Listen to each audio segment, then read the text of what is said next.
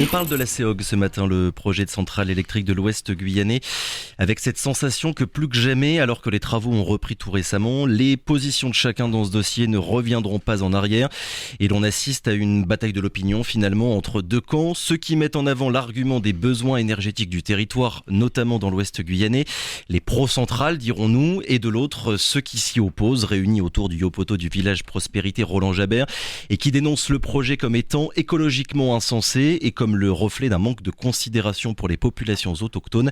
En début de semaine dernière, 5 personnes ont été interpellées par les gendarmes pour des contrôles d'identité. 5 personnes dont notre invité de ce matin, Thomas Braille. Bonjour.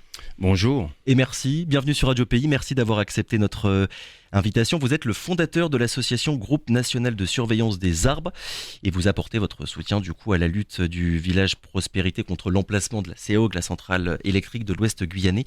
C'est quoi déjà la raison, et on va commencer par là, l'objectif de votre association, le Groupe National de Surveillance des Arbres, avant même de parler des raisons de votre présence en Guyane, ce serait bien de savoir sur quel genre de sujet vous intervenez et quel genre d'action vous menez avec votre association.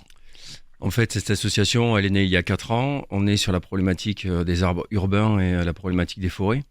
Et on a les mêmes problématiques en France, en fait, sur les coupes rases et les transformations de forêts pour mettre des panneaux photovoltaïques. Je tiens à rappeler qu'on n'a absolument rien contre la CEOG. Je n'ai absolument rien contre la CEOG. C'est l'emplacement qui ne va pas du tout. Et on ne rase pas des forêts pour des projets industriels. C'est pas la première fois qu'on alerte le gouvernement là-dessus. Et je pense que tout le monde l'a bien compris aujourd'hui, le rôle primordial des forêts aujourd'hui, c'est de les préserver. Parce que s'il fait chaud sur la planète, c'est parce qu'on a un déficit d'arbres. C'est aussi simple que ça, quoi. Donc vous avez suffisamment de zones dégradées en Guyane pour faire des projets ailleurs, mais ne coupons pas la forêt amazonienne, s'il vous plaît, quoi. Comment est-ce que vous en êtes venu, Thomas Braille, à vous saisir finalement de ce sujet-là et déjà à entendre parler de ce qui se passe à Prospérité ? Bien, j'ai été alerté par Pierre Aupentel de l'Association nationale pour la biodiversité. D'ailleurs, il y a plusieurs recours qui ont été posés. Il faut quand même que vous sachiez aussi que ça a été posé par la Ligue des droits de l'homme de Guyane, la Ligue des droits de l'homme mondiale et l'ASPAS. Donc, il y a 3 référés qui sont aujourd'hui posés, donc un au pénal, un au civil et un référé pour mesures utiles. Pour notamment, un qui est très important, c'est la destruction de l'habitat de l'opossum aquatique, qui est une espèce mais vraiment très vulnérable et qui est en voie de disparition, quoi. Donc tout ça, bien entendu, il faut en parler. C'est bien beau de dire il ne faut pas faire on est contre tout, on est contre les centrales et tout. Non, il y a aussi des enjeux à côté qui sont importants, quoi, de rappeler, quoi. Voilà. En tout cas, le principal argument, on va dire, et la principale raison qui a fait que vous avez rejoint ce mouvement-là et la lutte des habitants du village Prospérité, c'est vraiment la déforestation avec les impacts écologiques et environnementaux. On parle de 75 hectares à peu près de défrichage pour pouvoir implanter cette centrale. Alors là, vous êtes faible en fait, parce que si vous allez sur le site de la CEOG, c'est 140 hectares. D'accord. La zone d'impact de la CEOG, c'est 140 hectares. Ah oui, la zone d'impact totale. Là, vous parlez des panneaux photovoltaïques. D'accord. Donc, moi, j'alerte. C'est 140 hectares et non 80 comme cela a été annoncé à cette radio. Parce qu'il faut bien entendu une zone de débattement. On est sur des arbres qui font 60 mètres de hauteur. Et quand on me dit qu'on est sur des forêts dégradées ou des forêts qui ont déjà été abîmées, j'ai grimpé hier un arbre qui faisait 45 mètres de hauteur. D'accord. Donc parmi ces arbres-là, cette forêt-là a été usagère, c'est clair. Il y a une 30aine d'années, elle s'est reconstruite. Donc il y a tout un écosystème qui s'est remis en place. Mais parmi, il y a des magnifiques arbres, notamment des arbres qui sont répertoriés par l'ONF, d'accord, puisqu'on a les petits bouts de plastique de l'ONF avec le numéro de l'arbre. Et ça, ce sont des bois précieux. Il faut que vous sachiez aussi quand même que sur ce site de la CEOG, il y a 47 espèces protégées qui ont été recensées. Le travail de recensement par l'entreprise Biotope, il a été fait en 2 jours et demi. Sur 140 hectares, alors qu'il faudra à peu près plus d'1 année pour essayer de savoir à peu près les espèces qu'il y a là-dedans. Vous avez aussi 4 arbres qui sont en voie d'extinction. Le Voacapua americana, vous avez le Virola surinamensis, le Quaratari guyanensis et le Virola coaté. Ce sont des arbres qui sont en voie d'extinction, quoi. Donc des arbres protégés. Et ils sont sur le site de la CEOG, ces arbres-là. Voilà. Il ressemble à quoi aujourd'hui le site, justement? Vous en revenez, vous y étiez encore hier, c'est bien ça? Bien sûr. Il ressemble à quoi ce jeudi matin? Qu'est-ce que vous pourriez nous dire et nous le décrire? C'est un champ de bataille, on pousse les arbres à la pelle mécanique avec 2 grosses pelles mécaniques. Une pelle mécanique tient le tronc assez haut et puis une autre arrache le système racinaire très violemment. On fait tomber tout ça. Et parmi, il y a des espèces qui sont coincées dans les arbres, qui finissent au sol. Donc, c'est même pas un travail propre et consciencieux, c'est un travail de dégradation permanent. Et c'est dommage, quoi. Alors on va revenir un petit peu sur ce qui s'est passé il y a une dizaine de jours maintenant avec ces nouvelles agitations, on va dire, sur le site du chantier de la CEOG. Vous avez d'ailleurs tourné une vidéo lors de l'arrivée des gendarmes. Qu'est-ce qui s'est passé? Qu'est-ce que vous pourriez nous raconter? Qu'est-ce que vous avez vu sur la manière finalement dont les choses se sont déroulées en début de semaine dernière? Écoutez, moi je suis pas un activiste, je tiens aussi à le rappeler. Je me suis mis sous un arbre parce que je trouvais regrettable qu'on abatte cet arbre qui était majestueux, d'accord? Quand vous avez un arbre qui fait 50-60 mètres de hauteur, eh bien vous vous mettez au pied parce que je trouve ça regrettable de le mettre par terre. Moi j'ai fait mon rôle en tant que fondateur de cette association. Je suis aussi chef d'entreprise, pendant que je vous parle, moi ça fait déjà 10 jours que je ne travaille plus. J'ai une entreprise qui fait du soin aux arbres, c'est mon métier, je suis cordiste. Et écoutez, les forces de l'ordre, moi j'ai rien contre les forces de l'ordre, je leur ai dit depuis 4 ans que je travaille et que je fais des actions, j'ai jamais eu de problème avec eux, je suis très respectueux du travail qu'ils font, c'est pas eux les responsables, on leur dit de venir, de bloquer des manifestants, ils font leur job, il n'y a aucun problème. Moi ça se passe toujours très bien. Ils m'ont pris, j'ai fait une audition à la gendarmerie et puis après on m'a relâché, je suis reparti sur le site. Je fais mon travail en tant que fondateur d'une association de défense des arbres. Oui, et vous aviez été arrêté du coup en compagnie de 4 autres personnes dont des mineurs, c'est bien ça? Oui, tout à fait. Et dans la journée, on a arrêté 4 mineurs, quoi. Voilà, donc on pose aussi la question du droit des peuples autochtones. Enfin, en France, vous le verriez jamais, ça. On n'arrête pas des mineurs en France. Enfin, on n'arrête pas des gamins comme ça. Et puis, moi, je salue le courage de ces enfants du village, quoi. Vous avez des enfants de 7 ans qui vont défendre leur forêt. Enfin, franchement, moi, c'est comme si j'avais mon fils qui défendait la forêt. C'est touchant, quoi, de voir des choses comme ça. Alors arrêtons de les faire passer pour des méchants. C'est pas des méchants. Moi, je vis avec eux déjà depuis longtemps. Ça fait 10 jours qu'on est avec eux. On a accueilli correctement. Ce sont des personnes de valeur. Roland Javert, c'est devenu un ami. Je vous le dis clairement, j'ai pas peur de le dire. C'est un bon chef. Voilà, c'est quelqu'un qui écoute et qui est à l'écoute des gens, quoi. C'est pas quelqu'un qui prend des décisions un petit peu comme nos politiques et qui ensuite laisse les gens dans l'embarras. Donc non, c'est un bon chef, quoi. Et je pense que tout le monde devrait se rapprocher du village Prospérité, notamment vos auditeurs, s'ils veulent aussi avoir un deuxième son de cloche. Et j'attire d'ailleurs l'attention sur le fait que vendredi, il y a un rassemblement demain et j'invite toutes les personnes qui veulent avoir des infos supplémentaires et voir un petit peu le désastre qui est fait sur la forêt, à aller au village et à soutenir la lutte et aller voir avec eux ce qui se passe. Les politiques, justement, Thomas Braille, qui est-ce que vous avez envie de pointer du doigt? Les politiques guyanais, les politiques locaux qui quasiment tous se sont prononcés favorablement pour le projet de la CEOG, ou bien les politiques aussi nationaux, et je pense à Emmanuel Macron, le président, et le gouvernement que vous avez tout récemment interpellé précisément sur ce dossier-là. Bien sûr, écoutez, ça tombe mal pour le président de la République, hein. Il fait des beaux discours au Gabon pour protéger la forêt gabonaise et on n'est pas fichu de préserver la forêt amazonienne. Donc on a un réel problème là-dessus, quoi. Et puis vous savez, tous les hommes politiques, avant d'être réélus, ils ont un gros... ils font de belles interventions sur qu'est-ce qu'ils vont mettre en place comme programme pour préserver les forêts, pour planter des arbres. Et puis ensuite, une fois qu'ils sont élus, il se passe quoi en fait? C'est des dégradations permanentes. Donc nous, on est là pour dire, écoutez, normalement, le GIEC nous annonce 20 ans pour redresser la barre. Si dans 20 ans, on ne redresse pas la barre, on va tous droit dans le mur, quoi. C'est uniquement les arbres qui vont pouvoir nous sauver du dérèglement climatique. Il va bien falloir se mettre ça dans la tête, quoi. Votre présence ici en Guyane et celle de votre association, est-ce que c'est aussi pour mettre en avant finalement l'argument environnemental et écologiste qui, on l'entend pas beaucoup finalement dans ce dossier depuis le début. On entend pour les pro-centrales les besoins énergétiques, de l'autre le non-respect finalement des populations autochtones.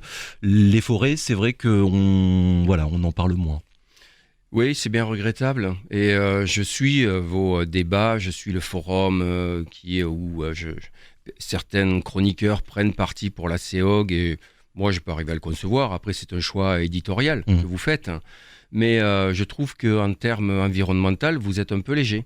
Vous devriez vous informer et faire venir parler peut-être des écologues, faire venir parler des personnes qui sont sur le juridique, expliquer tout ça, c'est important. C'est pas un poids, une mesure. Non, il y a plusieurs il y a plusieurs données qui rentrent en compte. Donc la donnée environnementale, elle est fondamentale, quoi. Donc on doit prendre la donnée environnementale en compte obligatoirement dans une émission de radio, quoi. Voilà. Je précise quand même, en tout cas pour l'invité du 7h qu'on avait reçu il y a quelques mois, Maître Victoria, l'avocat du village Prospérité, pour précisément parler de ce point-là. Vous étiez déjà venu à Prospérité, Thomas Braille, en novembre dernier. Est-ce qu'un de vos objectifs, c'est aussi de médiatiser ce qui se passe dans l'Ouest à Prospérité, pour faire parler du projet, pour que depuis l'Hexagone et dans les médias nationaux, on finisse par parler de ce qui est en train de se passer? L'idée, c'est quoi? De gagner la bataille de l'opinion finalement pour aboutir à la fin au retrait du projet? Oui, je pense que, bien entendu, mon rôle aujourd'hui, c'est de faire du bruit médiatiquement et de repartir avec des informations. Elles ont fait beaucoup de bruit, hein, les vidéos que vous avez tournées dernièrement. Mais vous savez, moi, je fais pas mal de bruit en France. Et si je me déplace quelque part, je suis suivi. Je ne suis pas venu pour rien, vous vous en doutez. Le fait d'être venu en Guyane, c'est pour apporter de l'information. Parce que je trouve que ce qui se passe en Guyane, c'est très très mal relié à Métropole. Je le dis et je le pense, et c'est une réalité. On parle très peu de l'orpaillage. J'ai appris que, enfin, je ne sais plus le chiffre, mais c'est faramineux le nombre d'orpailleurs que vous avez en Guyane. Qu'en est-il de ça aussi? C'est une destruction massive de la forêt, avec une pollution en plus de cela dans les cours d'eau. Mais il faut vraiment... Enfin, moi, le rôle que j'ai aujourd'hui, c'est de dire, de ramener de l'information en France. Et ça marche, et tant mieux. Il y a un projet de documentaire aussi, Bien sûr. je crois. Ça en est où? On va garder ça sous silence pour l'instant. Alors pourtant, Thomas Braille, la mobilisation qui avait été annoncée par notamment Christophe Pierre la semaine dernière, elle n'a pas réuni beaucoup de monde. Peu de personnes sont venues sur place. Est-ce que vous ne sentez pas un épuisement de la mobilisation à mesure que les travaux continuent? Non, du tout. Non. Là, vous parlez que d'une seule mobilisation qui a eu lieu. Certes, après, vous savez, c'est en semaine et tout, les gens travaillent, c'est pas facile. Mais moi, la mobilisation quotidiennement et tous les jours... Vous avez énormément de personnes sur le site, notamment les villageois, ils sont dans la forêt tous les jours, donc il n'y a aucun problème là-dessus. Mais sans forcément nous dire ce que vous prévoyez, je vous pose la question pour savoir si vous ne pensez pas que la mobilisation, elle doit et devra prendre d'autres formes, parce qu'on a entendu encore tout récemment parler le directeur de la CEOG dire que les travaux reprennent et on sent qu'ils veulent finalement accélérer les choses. Est-ce qu'il ne faut pas changer de braquet finalement dans votre manière de faire? Alors les travaux reprennent, j'ai juste envie de vous dire que là ils sont cantonnés à faire leur petit camp de base pour mettre leur pelleteuse parce qu'ils ont peur qu'il y ait des dégradations sur les machines. Écoutez, moi j'ai envie de vous dire que non, pour l'instant la forêt, le chantier depuis mercredi il est arrêté. Depuis qu'on est arrivé, on a sorti la caméra, on a filmé, le chantier est arrêté. Bien entendu, la vidéo, comme je vous l'ai dit, elle est montée jusqu'à l'Elysée. Le président fait un discours au Gabon, très clairement. Je tiens aussi à rappeler la proximité entre Thierry Déaut et le président de la République. Après, c'est leurs petites affaires et tout. Moi, voilà, les copinages, ils font, j'ai envie de dire, ils font ce qu'ils veulent. Mais par contre, quand c'est sur des dégradations sur la forêt, là, on fait pas ce qu'on veut, quoi. Voilà. Mais il y a une proximité entre Thierry Déaut et le président de la République, puisque Thierry Déaut a mis en place les dîners londoniens du président de la République en 2017 pour récupérer des fonds pour sa campagne présidentielle. Donc voilà. Donc là, on a dit stop, on met un veto. Mercredi, ça s'est mal passé avec les forces de l'ordre, c'est clair. Et là, depuis, le chantier est arrêté. Donc, ils gratouillent à côté pour faire leur camp de base, mais il ne se passe plus rien. Quelque part, la lutte, pour l'instant, elle est stoppée, quoi. Alors, je vais me faire le relais de ce qu'on entend beaucoup dire, de ce qu'on lit aussi sur les réseaux sociaux ici en Guyane, de certaines personnes qui disent et pensent qu'il y a dans cette lutte-là, je ne sais pas comment il faut présenter les choses, mais une vision déconnectée des réalités de la Guyane en termes notamment de besoins énergétiques de la part de votre association, mais finalement qui n'est pas la seule. Dès qu'il y a un sujet de ce genre-là en Guyane, il y a ces mêmes critiques qui reviennent sur ces intérêts, ce mélange d'intérêts médiatiques, on va dire, et politiques de votre part. Qu'est-ce que vous avez envie de répondre finalement à ces considérations-là, Thomas Braille? Alors, je comprends parfaitement les personnes qui pensent ça. Je comprends les gens qui ont besoin d'énergie. Je le dis et je le redis. Nous ne sommes nullement opposés à la CEOG, notamment aussi le village de Prospérité. Le chef Jabert le dit et le répète. Il n'a rien contre le projet CEOG. C'est un panneau photovoltaïque, un projet photovoltaïque. Il n'y a aucun problème. Pas dans les forêts. Vous avez suffisamment de zones dégradées. Je suis désolé, quand vous prenez la voiture en Guyane, vous roulez, j'ai repéré plein d'endroits où il y a des vieux abattis, il n'y a presque plus d'arbres, il n'y a rien. Je suis désolé, des zones dégradées, il y en a suffisamment. Donc pas dans les forêts, c'est tout. Mais ce qui est à noter, c'est que étrangement, le mot colonisation, il revient dans les deux camps. D'un côté, certains défenseurs du projet vous accusent et accusent les associations environnementales d'être des néocolons verts, et de l'autre, vous-même d'ailleurs, vous accusez, vous voyez dans ce projet une forme de colonisation qui ne prend pas suffisamment en compte les avis et les besoins des populations locales. On a l'impression d'être dans ce duel-là entre les deux camps. Non, mais écoutez, moi, ma position est claire. Ouais. Oui, je pense qu'on est toujours en mode colonisation. Et moi, j'ai parfois honte d'être blanc quand je suis ici, quoi. Je trouve que c'est regrettable ce qu'on fait ici. Ouais. C'est pas correct la manière dont, parfois, je trouve que on interpelle le peuple guyanais. Voilà, depuis la métropole. Non, je trouve que c'est pas correct. Et je trouve que on peut très bien, le village Prospérité, les Guyanais, je veux dire, c'est des gens totalement intelligents et qui sont capables d'avoir des idées et de faire autre chose quoi, que forcément avec une pression blanche derrière. Oui, je le dis, moi, je me sens parfois pas légitime à être ici, je vous le dis clairement. Voilà. Et vous repartez ce soir ? Bien sûr. Et vous reviendrez ? Bien, ça, vous savez, quand je me fais ami avec quelqu'un, l'amitié, c'est précieux pour moi. Bien sûr, je suis ami avec Roland Chabert. Merci encore Thomas Braille d'avoir été avec nous ce matin. Je le rappelle, donc fondateur de l'association Groupe National de Surveillance des Arbres, pour revenir sur votre mobilisation à propos du chantier de la centrale électrique de l'Ouest guyanais. Merci encore, très bonne journée. Radio Pays.